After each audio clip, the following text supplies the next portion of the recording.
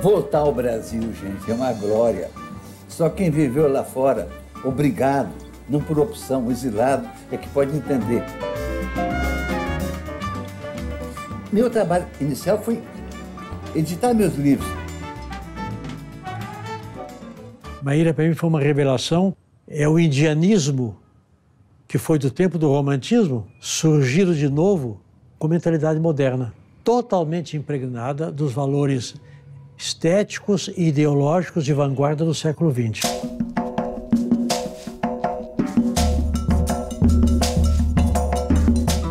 A experiência mais profunda que eu pude ter na vida foi o amor. Eu conheci o Darcy na casa de Petrópolis da minha mãe, mas, na verdade, a nossa relação começou a partir do lançamento do Maíra no Rio de Janeiro. Naquele momento eu trabalhava na editora Vozes, eu fui para trabalhar como designer e comecei o trabalho com o livro Caduel. Eu passei a fazer os projetos não só do livro Caduel, mas dos outros livros do Darcy. O Mulo é o romance da minha vida em Minas Gerais, da brutalidade do fazendeirão, brutalidade da minha gente. Não tem uma espécie de retrato psicológico do que é a classe dominante brasileira, que quer terra, que detesta preto, que detesta povo. E ele conseguiu escrever o livro num estilo muito pessoal e muito original. Eu nunca vi a crítica ressaltar e interessar por isso. Eu escrevi mais um romance. Eu tinha vontade de escrever o romance da minha mineridade. Durante 6 meses eu trabalhei num livro, Migo, que é um livro meio autobiográfico, é uma vida que eu poderia ter vivido se eu ficasse em Minas. Se eu, como intelectual, não saísse lá, eu seria um intelectual mineiro. E o que é esse intelectual mineiro? Ele gostava muito de ler para uma plateia, qualquer que fosse. A plateia podia ter uma pessoa, eu ou várias pessoas, e ele gostava. Eu acho que eu tive muita sorte, porque eu convivi com o Darcy nos melhores momentos, né? Certamente ele teve momentos fantásticos na juventude dele e tudo isso, mas, puxa vida, ele voltar do exílio e fazer tanta coisa como ele fez, foi uma convivência extraordinária.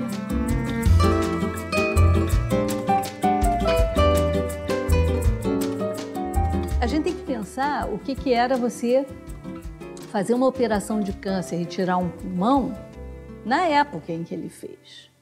As chances de sobrevivência eram muito pequenas, mas assim no dia a dia é como se isso não existisse. Ele vivia a vida plenamente, era sempre muito positivo.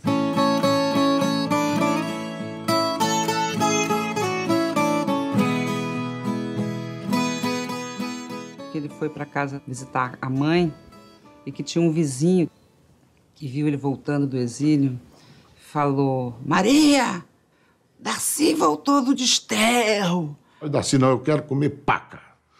Pede tiazinha para fazer uma paca e reúne meus amigos. A donazinha era dona de um rendezvous famoso lá em Montes Claros. E foi aquele festão, né? Aí passa mais ou menos um tempinho, um amigo me liga de Belo Horizonte, falou: Bala, Darcy entregou todo mundo. Alguém lá do Pasquim perguntou para ele: ô Darcy, o que tem de especial nesse Montes Claros seu? Ele falou: coisa que nenhum dos seus nunca teve. Montes Claros é o único lugar do mundo onde se come paca com puta. Então ficou muito gozado. Todo mundo riu, aquele negócio todo. Mas quando o Pasquim publicou isso... 5 horas da manhã, nós corremos na rodoviária, a gente paga tudo, compra o Pasquim todinho, aí pegamos, ele entregou. Esse foi o dia que o Pasquim não circulou em Montes Claros, para não dar tanta separação, né, na época.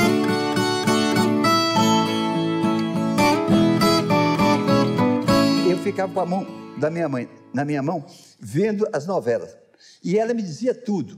Quem estava pecando com quem, que aquele cara é um safado. Ela sabia tudo. Essa intimidade que a novela dá é uma coisa prodigiosa. O sonho dele, depois que ele já tinha se firmado como romancista, Ele queria ser escritor de novela. Como a televisão tem esse poder todo, que esse poder pode ser usado de alguma forma para melhorar a sociedade, o convívio humano, a solidariedade.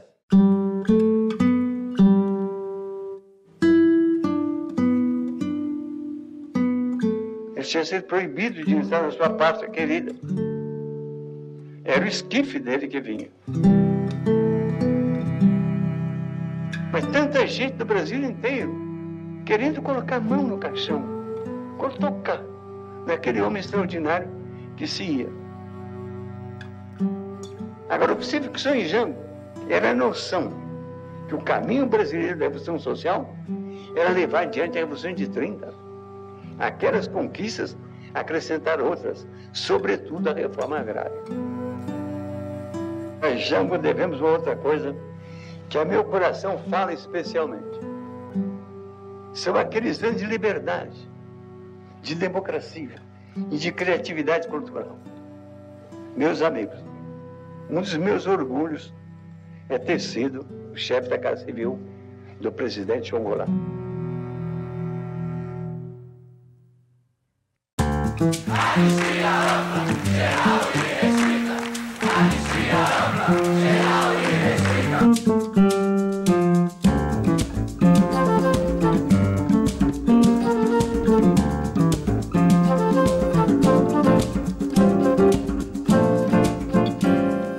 Ele não podia trabalhar no Brasil até a anistia. Ele não podia ser remunerado, ele não podia voltar para a universidade. Não era uma vida de dificuldades, eu não diria isso, porque ele se preparou, mas, assim, uma vida mais contida. O general Medeiros era o general-chefe do SNI. Ele virou para mim muito cerimonioso, muito formal.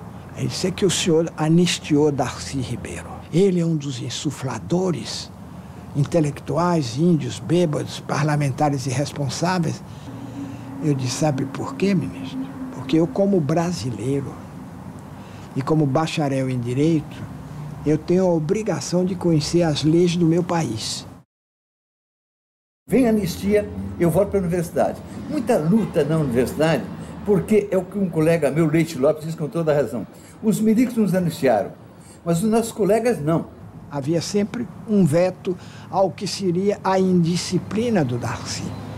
Só que a reação ideal não é exatamente impugnar Darcy, é compreender Darcy.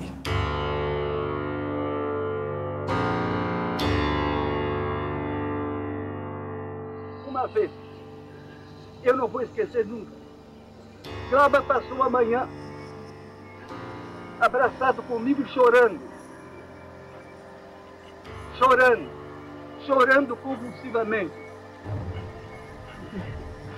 Eu custei entender, ninguém entendia, que Glauber chorava a dor que nós devíamos chorar, a dor de todos os brasileiros.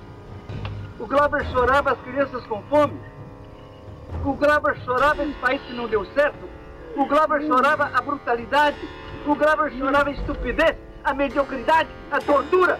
Ele não suportava, chorava. Fica de Glauber para nós a herança de sua indignação. Ele foi o mais indignado de nós. Indignado com o mundo tal qual é, assim. Indignado. Porque mais que nós também, Glauber podia ver o mundo que podia ser, que vai ser, Glauber, que há de ser. Atenção, entrevista exclusiva de abertura com Brizola. Boa noite, eu me chamo Brizola e moro em Botafogo. Ô Brizola, você que é tão conhecido aqui em Botafogo e safo e mil jogadas, você já ouviu falar em Leonel Brizola? Já ouvi falar muito, inclusive muita pessoa pergunta por que meu apelido é Brizola. E você acha que o Brizola deve voltar para o Brasil ou não? Deve. Chega Brizola, eu fui receber, eu comecei uma associação cada vez mais próxima com Brizola. E aqui chegamos, com o coração cheio de saudades, mas limpo de ódios. O que me cumpre tão rapidamente possível é assimilar as novas realidades para ser útil à nossa causa e ao nosso povo.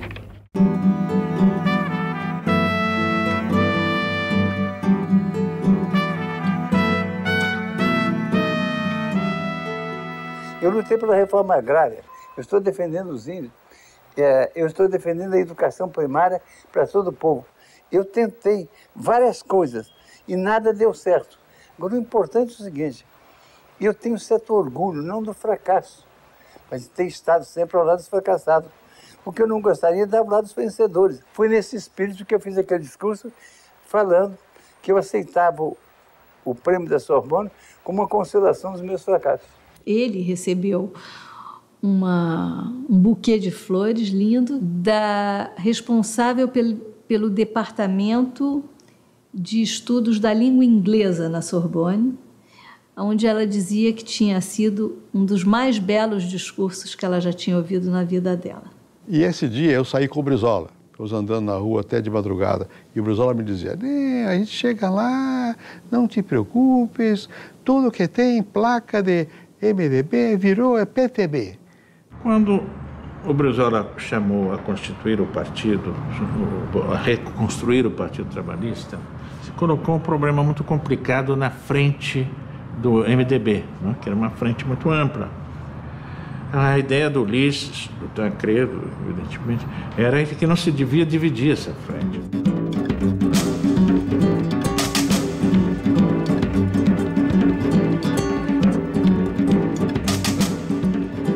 Aquela união para derrubar a ditadura, ela é circunstancial.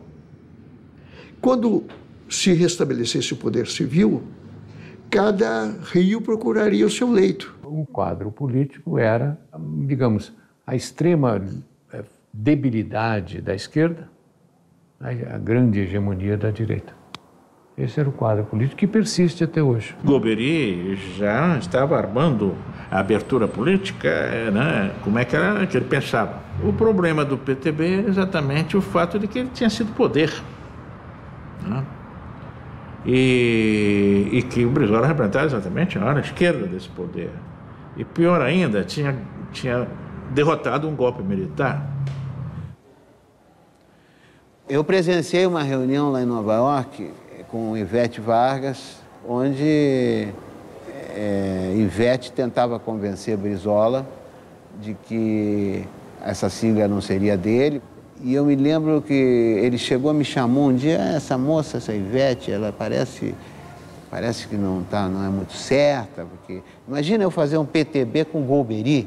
Ela passou a ser o quadro que ele usou para controlar a sigla, para não deixar a sigla cair na mão do Brizola. O Golbery deu um contragolpe, ele teve que fazer o PDT.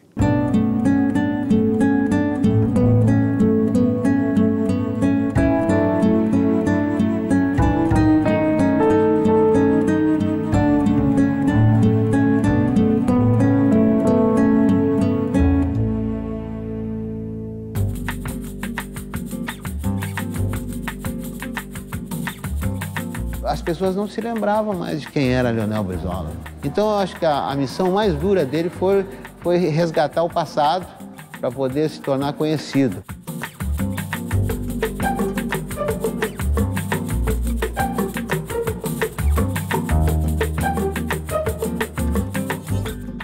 Não tinha muitos recursos.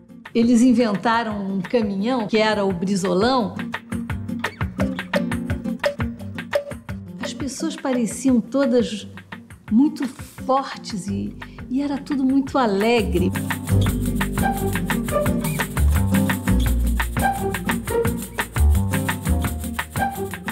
Nós já tínhamos as informações de que eles eram vencedores, mas isso não era reconhecido nas contagens oficiais.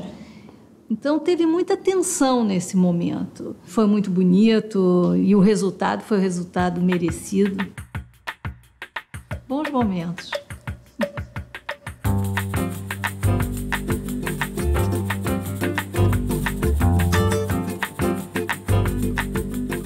Imediatamente, ele queria começar a trabalhar, fazer coisas. Darcy, né? Darcy era assim.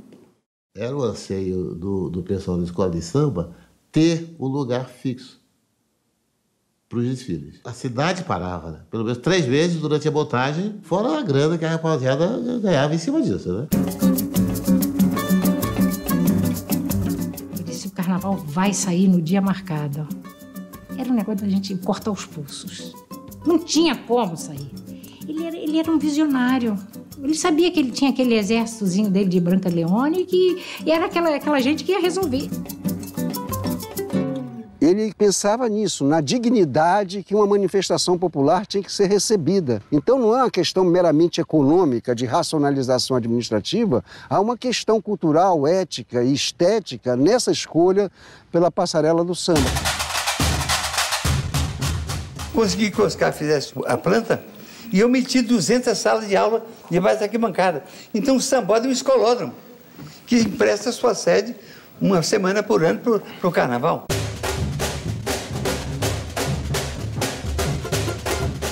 E o carnaval foi inaugurado na hora certa, no dia marcado.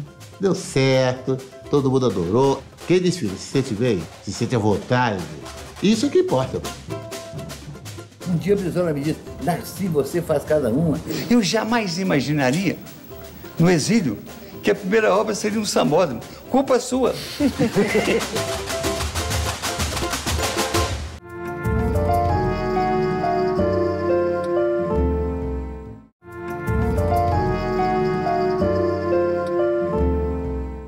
Então, o Brizola passou por minhas tarefas educacionais.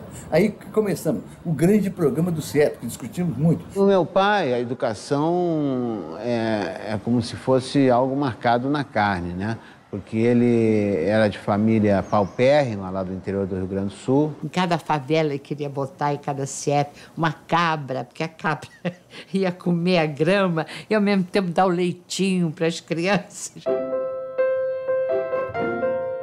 Uma cidade com a dignidade do Rio de Janeiro não podia continuar fazendo escola ruim porque está na favela. Para aquelas crianças, sobretudo, é que ter uma escola que fosse eficiente para a instrução, mas que fosse civilizadora. A cultura, na visão do Darcy, ela que dá também um significado à educação. Como Paulo Freire sempre dizia, Anísio Teixeira também, a criança já vem com um saber para a escola. Diferente, mas tinha.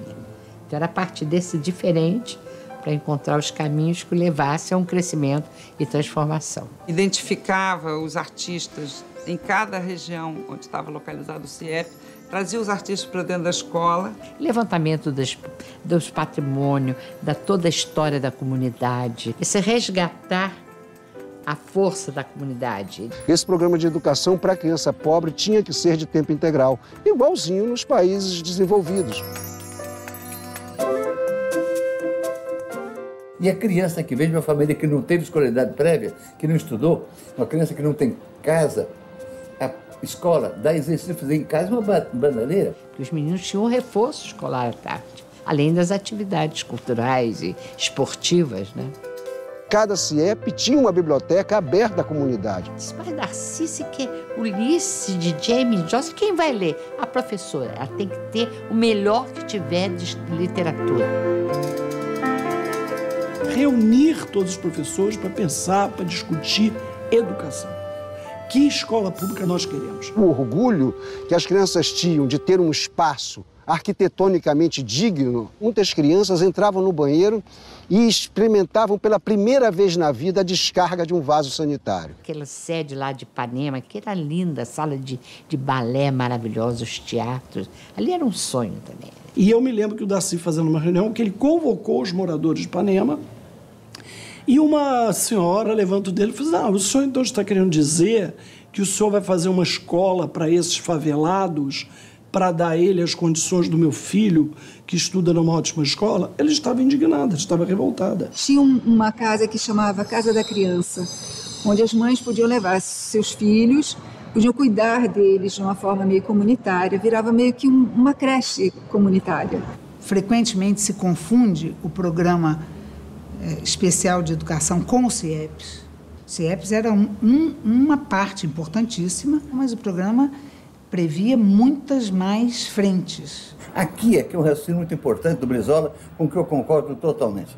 Uma criança só tem 7 anos uma vez, e depois 8, 9, 10. E se ele não tem educação aqui agora, porque não tem dinheiro, porque tem crise, ele está excluído.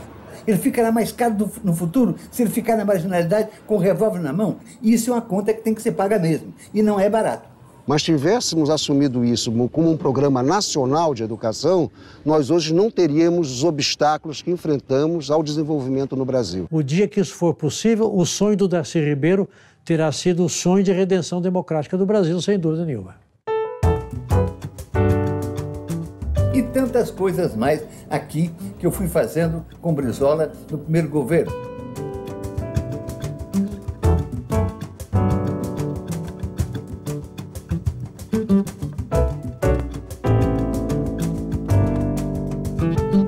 Ele recebeu da Lara Alvim essa casa com a incumbência de criar uma casa de cultura.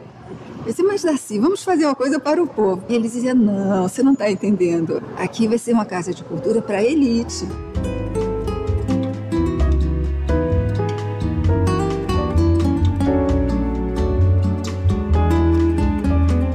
As minhas equipes sofrem muito, eu sou muito bruto, sou muito ríspido, mas todas gostam muito de mim. Por quê? Eu dou carona às pessoas nos meus ideais, nas coisas que eu quero fazer. A primeira coisa que ele fazia quando ficava sozinho ou junto de pessoas próximas dele, dentro do gabinete, era tirar os sapatos e as meias.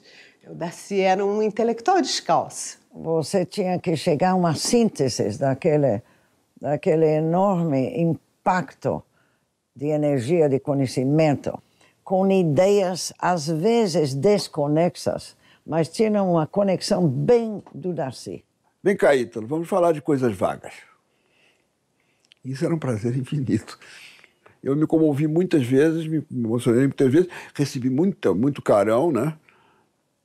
Alguma injustiça, déspota, às vezes.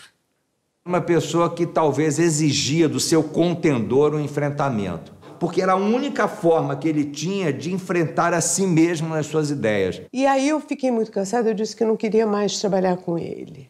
Foi um episódio muito famoso, que foi conhecido até na mídia. Perguntaram a Elizabeth Carvalho por que ela tinha deixado o cargo de assessora e ela respondeu rápido, Deus não precisa de assessor. Foi uma época muito rica em tombamentos, em recuperação de bens históricos.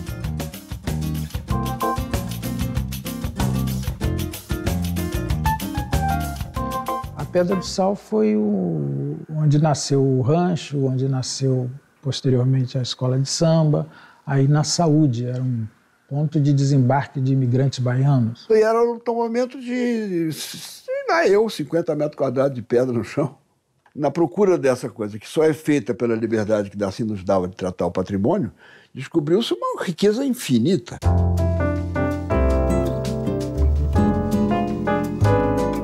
Tomamos a Rua da Carioca, um bolo de 10 metros de comprimento que Brizola foi lá comer.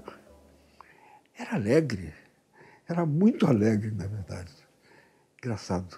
Com Darcy, Brizola ficava alegre. Ele disse, pode tombar litoral? Eu digo, pode, se você quiser. Toda vez que alguém for fazer um condomínio, for tapar um manguezal, tem que passar por nós. De norte a sul, mais de 100 quilômetros de litoral foram tombados.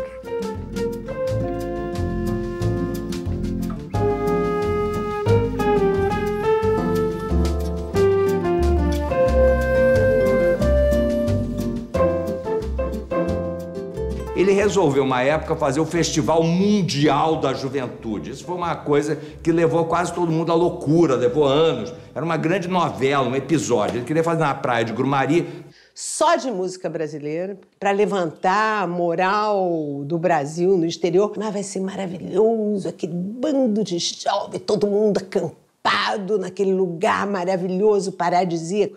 Vai ser aquela fudelança. Ele ouviu todo mundo falar que tudo era inviável. E aí, quando acabou, ele se levantou para cada um e disse, muito obrigado, eu sabia que com vocês eu ia fazer o Festival Mundial da Juventude. Leonel, leve os meus amigos à porta e vamos fazer o Festival Mundial da Juventude.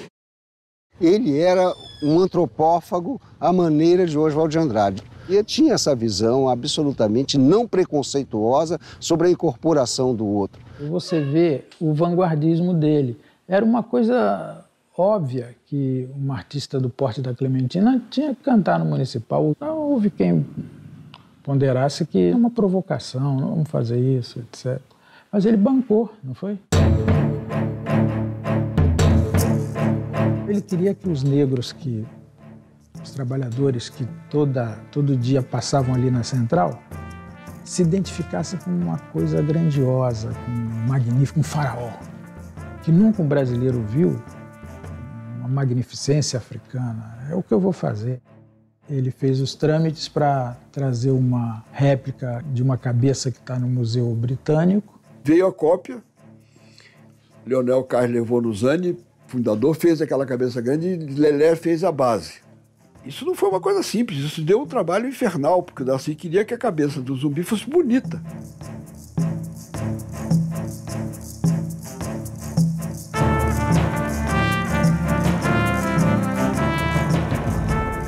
Não havia dia de consciência negra, não havia dia de zumbi, não havia nada. A partir daquele momento, começou a ver. E a coisa cresceu. E hoje é um acontecimento. Direta e já! Direta e já! E os governadores, todos presentes, José Richa, Brizola, Tancredo Neves, Montoro, eleições diretas quando? Outra vez, todo mundo, eleições diretas quando? A primeira coisa que fizeram os países que tinham ditadura, ao acabar a ditadura, foi organizar essa cúpula com homens que representassem uma postura nova. Aqui não. Aqui inventaram 1000 desculpas para impedir que o povo votasse. Nós perdemos no Congresso a emenda da Dani de Oliveira, porque tinha que ter 2 terços. Nós não tivemos 2 terços, mas tivemos mais que 50%. Podemos ganhar no colégio eleitoral, como ganhamos.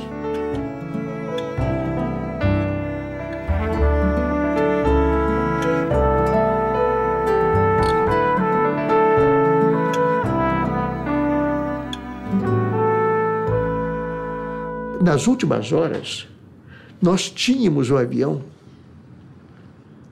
pronto para decolar em 10 minutos, ou em 5 minutos, no aeroporto, para levar, se houvesse uma tentativa de golpe, levar o Tancredo imediatamente para Minas, onde ele ia assumir a presidência da República em Minas. Eu acho que eles mediram as coisas e viram que não tinha mais jeito. Porque a grande parte do exército já estava conosco desde que o Tancredo foi eleito governador. Estava lá jantando na Embaixada de Portugal com Mário Soares. Estavam todas as pessoas que iriam fazer parte do governo do Tancredo. Uma alegria muito grande. Quando veio a informação de que o Tancredo tinha ido para o hospital. Então foi aquele choque. Eles pegaram o carro e saíram correndo para o hospital de base. Eu vi quando o Dornelles saiu do quarto e me disse: o doutor Tancredo vai se operar. Eu vi quando saiu a maca, mas eu não vi o Tancredo. Uma eleição que foi tão disputada, lutaram tanto para conseguir, né? É o destino.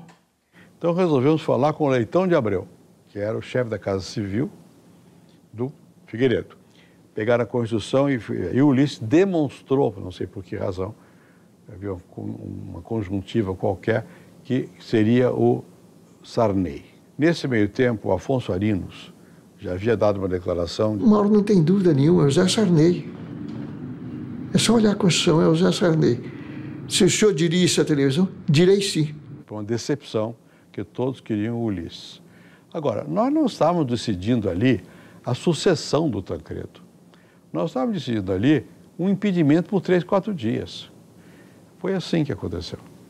Na hora do Tancredo doente, tomaram a decisão. Como o Tancredo não tomou posse, o Sarney não podia ser presidente, o presidente seria o Ulisses, e Ulisses faria a sua eleição em 30 dias. Não quiseram por medo da eleição.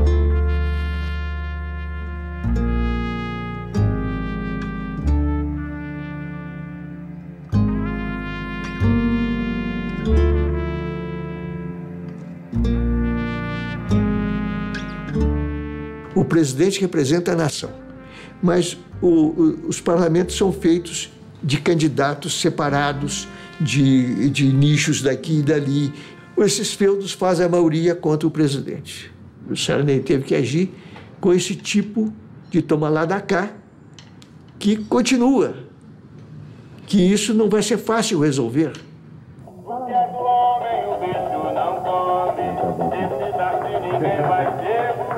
Mas não vai sair.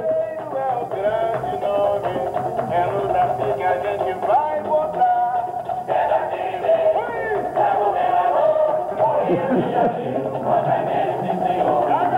Terminado o governo do Brizola, ele teve a ousadia, o meu querido amigo Brizola, de me lançar candidato a governador, certo de que esse Estado, por gratidão, porque eu fiz o sambódromo, por gratidão para o CIEP, me elegesse. E aí ele me telefona dizendo: Beth, aqui é Deus. Deus precisa de você.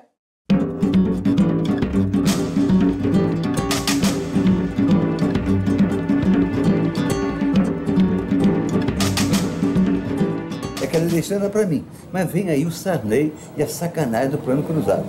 Foi uma tentativa feita de ordenar a economia, mas essa tentativa não estava inspirada por uma vontade de resolver o problema. E o Brizola foi o único que dizia: é mentira, isso é um engodo, vai se ver que é mentira, ele não pode manter isso. E uma semana depois da eleição, se verificou que era mentira mesmo. Um falso plano de ordenação da economia, de um falso plano destinado a ganhar uma eleição, e ganharam a eleição.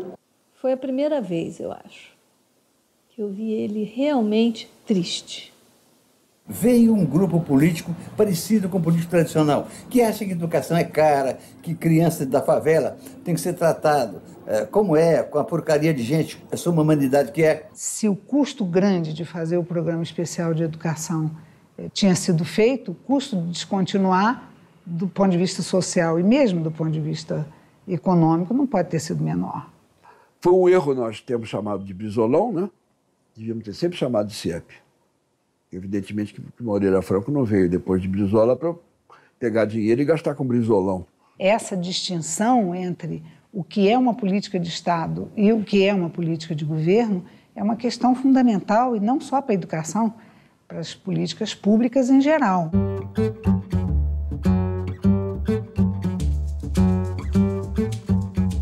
O Memorial da América Latina é o conjunto arquitetônico mais importante do continente. Vai ser um local de visita obrigatória. Vai ser o grande orgulho dos paulistas. Eu diria esta aqui é a obra Niemeyer, Darcy.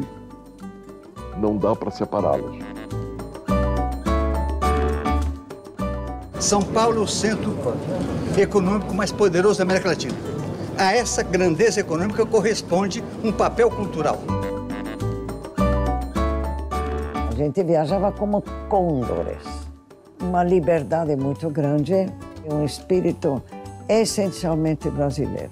Pegava o passado e fazia uma espécie de feijoada para nos encantar pelo sonho dele.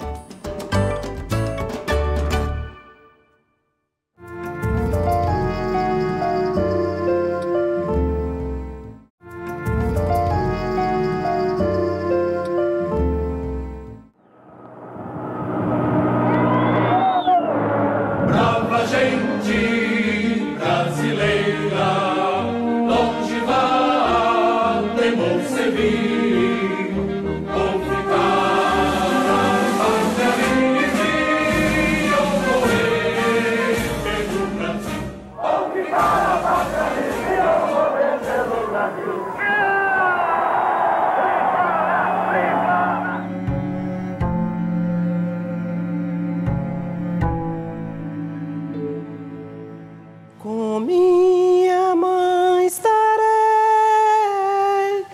na santa glória onde... No enterro eu lembro, todo mundo, aquelas beatas, aquela carpideira para cantar e ouvindo aquilo, sabe? No céu triunfa. E o enterro nunca acontecia que ele falava: de novo, canta por favor de novo, tá?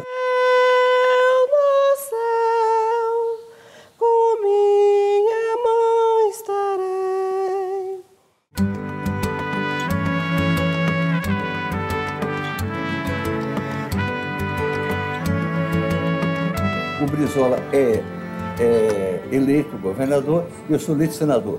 Com orgulho enorme de ser senador pelo Rio. Fazer meu trabalho no Senado, tendo em vista essa gente toda que votou em mim. Os guaranis vivem a instância derradeira do seu grande. Não existirá jamais indignidade e vergonha se deixar morrerem até de suicídio os poucos índios que sobreviveram à invasão quinhentista. Os fundamentos, nas ideias, ele era implacável, ele era intransigente, ele não negociava. E com isso ele tinha muita dificuldade como parlamentar. Darcy Ribeiro era um homem muito honesto. Ele tinha as causas dele, eram esses os compromissos dele. Mas o Brizola queria que eu ficasse aqui no Rio. Houve um desentendimento meu com ele, que ele queria que eu não ficasse no Senado, que eu ficasse aqui para ajudar na educação. E eu convenci ele, afinal, de que eu podia ficar no Senado e ficar aqui também. Retomei o programa do CIEP, preparamos 10 mil professores com curso especial de treinamento de serviço, preparamos um conjunto de material didático mais importante que o Brasil já teve, produzimos material de televisão também. Ele, em muitos momentos, dizia: eu não estou fazendo nenhuma revolução, a única coisa que eu quero fazer no Brasil é uma escola pública americana. Só que era, de fato, uma experiência completamente diferente de tudo que o Brasil já tinha tido. Ele pegou uma política experimental de excelência, que seria, e transformou numa política de massa no mandato.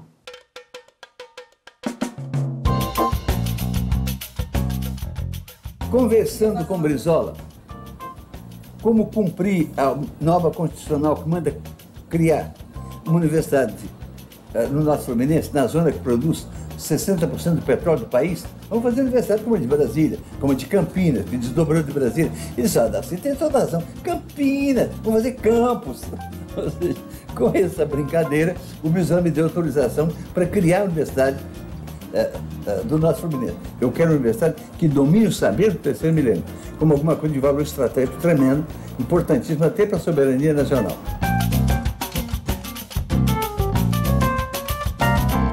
Coisa imagina que é um luxo ter um presidente que é um intelectual eminente e competente, um homem que é respeitado internacionalmente, um homem que pode representar o Brasil não só com uma boa figura, mas com um bom discurso. Realmente a relação nossa era profunda. Era comigo, era com a Ruth, minha mulher, era com a Gilda, minha irmã, com meu pai, com minha... Ele adorava a minha mãe. Então nós tínhamos uma relação que ultrapassava a questão intelectual ou política, era pessoal. Outra coisa muito bonita do Fernando Henrique é ter liquidado com a inflação. Agora, tem uma coisa muito ruim. O Fernando está aceitando como mestres dele e orientadores que não orientam por sua cabeça, nem a partir da história brasileira. Orientam com a sua cabeça feita lá fora, com doutrinas que qualquer dia vão passar. Economia não é ciência, é uma bobagem, é uma contabilidade. Tanto que cada economista tem uma opinião. Quando, sobre a mesma coisa, uma ciência diz 3 coisas contraditórias, é porque ninguém está dizendo a sério.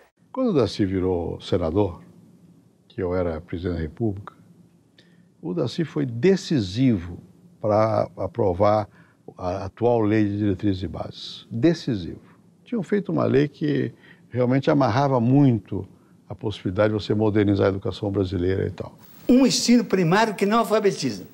Um ensino médio que não ensina. Um ensino superior em que o professor faz de conta que ensina e o aluno faz de conta que aprende. É um desastre brasileiro. Congelar isso é um absurdo. Tem lá um conselho de educação corporativista em que a educação toda seja entregue ou aos professores sindicalizados, ou aos donos de colégio. Educador mesmo não cabia nenhum. Senhores senadores, essa emenda reflete bem a mania brasileira do ensino enciclopédico. Na maior parte dos países do mundo, se ensina metade das matérias que se ensina aqui, com a concepção de que alguém que aprendeu bem alguma coisa, aprendeu a aprender e pode ir adiante. E quem aprendeu, quem estudou uma enciclopédia, só sabe memorizar. Em votação, o inciso 4º. Senhores senadores que aprovam, permaneçam como se encontram. Rejeitado. A oposição foi muito grande, mas ele conseguiu levar a termo, obviamente teve que fazer algumas concessões. Ficou uma lei boa, porque o Darcy tinha visão, ele entendia, ele não era corporativista, ele não era uma pessoa assim, de coisas pequenas, ele tinha visão do futuro. A Lei de Diretrizes e Bases de 1996 foi um ato de heroísmo. Não é? Ele já estava bastante debilitado com o câncer. Ele é ruim assim, mas o remédio do câncer é pior, Pois é, eu era bonitinho. Olha o meu cabelo. Acabou tudo. A imagem que eu tenho de mim é uma cabeleira de poeta ou de gênio. De repente, eu fiquei com cara de guarda-livro. Esse cara não me agrada nada. Eu acho que eu tenho uma coragem de alegria, uma coragem de me exercer, que permite que eu goste da vida, que eu tire da vida os prazeres que ela pode dar. E prazeres e glórias que pode ser escrever um livro, escrever um artigo, como também amar uma mulher bonita. Essas coisas é que eu quero para essa. E também minhas travessuras, minhas brincadeiras, minhas pilhérias.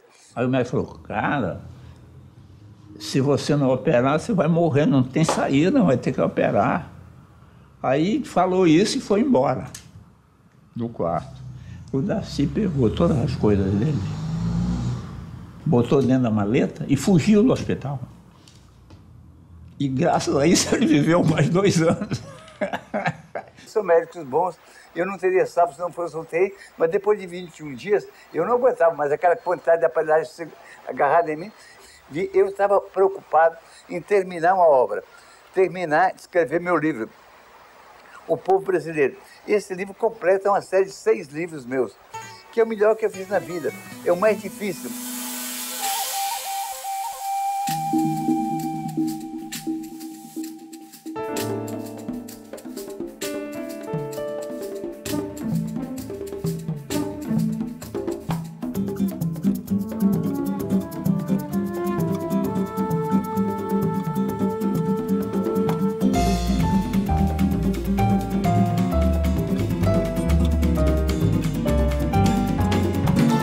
Uma das coisas mais belas do mundo foi a aventura do Brasil se fazendo a si mesmo.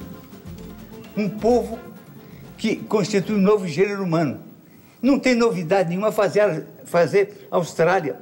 Pega um bocado de inglês, de escocês, e joga num terreno vazio, eles matam os índios, ficam lá e fazem uma Inglaterrazinha sem graça. Nós não podemos julgar o Brasil a partir da ótica puramente ocidental.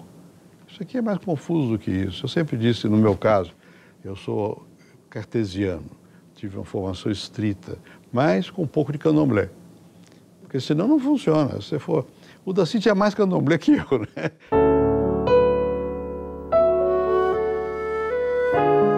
Foi com o Darcy a ideia de fazer uma escola de cinema. Eu, na verdade, eu tinha vindo dessa experiência, dessa escola da ICTV em Cuba. Desde aquele momento, o Darcy falou, vamos fazer uma escola assim no Brasil. Darcy tinha muitas implicâncias, suadizã com a academia, mas eu sabia que ele queria entrar para a academia. Não, pelo amor de Deus. Aquilo é um reduto convencional, conservadorista. Aos 30, o Darcy tá doido para entrar na Academia Brasileira de Letras. E aí eu cheguei na secretaria e disse, Darcy, o Austrezélio tá doido para que você entre na academia. Ninguém vira escritor porque entrou na academia. Mas ninguém deixa também de ser escritor porque entrou na academia. Ah, e ele me sabe de uma coisa, você vai me fazer pensar nesse assunto.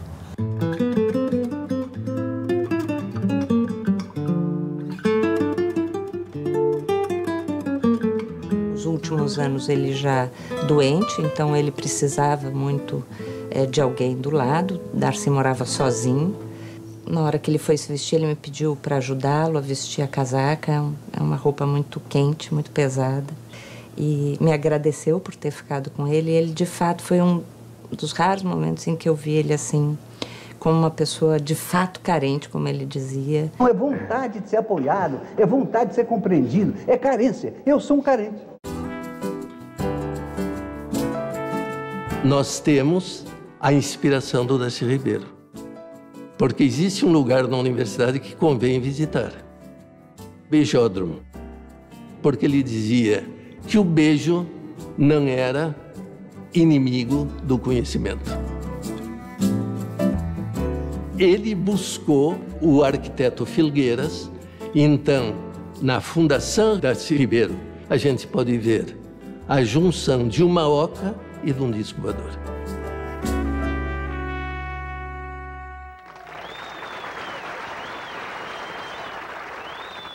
Queridos amigos, queridíssimas amigas, estou ficando um velho frouxo. Vocês sabem que eu quase chorei quando eu vi o hino nacional?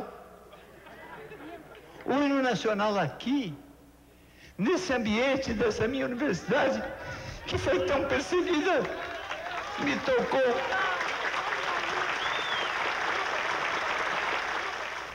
Foi um ato de defesa própria, aquele que a ditadura dispersou o corpo de professores irredentos que aqui estavam. Eles acreditavam que fôssemos perigosos.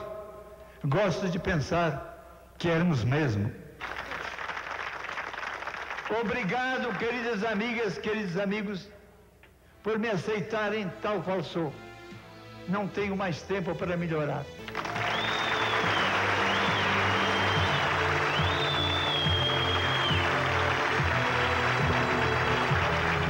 Tivemos um diálogo que ele considerava o diálogo metafísico, de fim de vida. Gostaria de morrer como minha mãe, com a velhinha acesa, e ao encontro de Deus com a luz. Como gostaria. Ela tinha a sua felicidade, a felicidade de sua crença. E eu, de certa forma, tinha inveja. A fé é alguma coisa que se ilumina no coração dos homens ou das mulheres. E quando se ilumina, dá dignidade à vida dele. Mas eu não posso pedir isso. Também não posso me desculpar por isso. Mas Deus, que Deus é uma invenção humana. Digo, não, Darcy. Eu imagino assim quando você chega em Deus. Como você admira, exalta as mulheres pela sua beleza, pelo seu encanto, Deus tem que ser mãe. E quando você chegar, esse Deus mãe vai dizer, Darcy Ribeiro, eu morria de saudade de você e você finalmente veio e te abraça e te beija e vai para a eternidade afora, porque você é um filho querido dela. Ele ficou tão comovido que teve um pequeno desmaio, depois se refez e ele disse, por que não me falaram isso antes? Esse Deus eu aceito porque ele é humano. Na UTI, o Darcy estava naquela cama, parecia um bercinho, deitado assim. Aí quando eu entrei, a única coisa que ele se virou e disse, Leonel, você não fez o meu Festival Mundial da Juventude. Eu despedi dele, né? Dei um beijo, ele falou, não, eu quero um beijo de verdade. Mas ele estava com os lábios tão frios que eu assustei quando eu dei o beijo. No dia seguinte, ele morreu. Nós estávamos fazendo a reunião de lançamento do projeto Caboclo, em Brasília. Ele me deu algumas instruções de quem devia compor a mesa, quem devia presidir. E ele me olhou nos olhos com muita energia. E eu não me esqueço nunca desse olhar que o Darcy me deu nesse dia, como uma cobrança para que eu afirmasse sim, tudo bem, tá? Vai sair como você quer que saia. Era uma tentativa do Darcy de valorizar o conhecimento das populações ribeirinhas, dos indígenas, na solução dos problemas da Amazônia. E foi a última pergunta que ele me fez. Lu, você acha que eu sou maravilhoso? Falei, acho, Darcy, claro que você é maravilhoso. A gente encerrou a reunião no final da tarde, sem a presença do Darcy, e nesse momento a televisão transmitiu que o Darcy tinha acabado de falecer. Ninguém contou nada para a gente ir até o fim da reunião. Eu não sabia que ele estava tão mal. Eu acho que ele estava lá no hospital telefonando para todo mundo, perguntando se ele era maravilhoso. E ele era maravilhoso.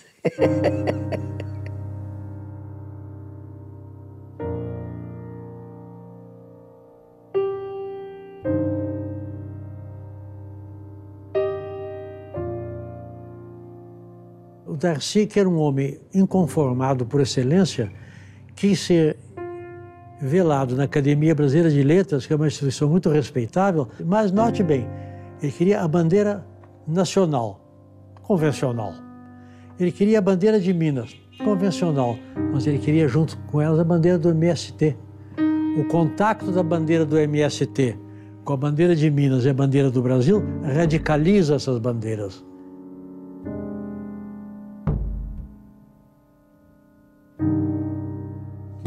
não são as prédicas, são as práticas.